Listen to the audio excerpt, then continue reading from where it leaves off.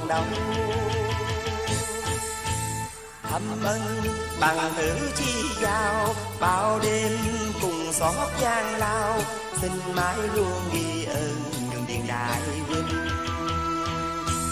Từng manh áo nuôi dưỡng mẹ hiền, ngày hôm nay đã qua khổ đau.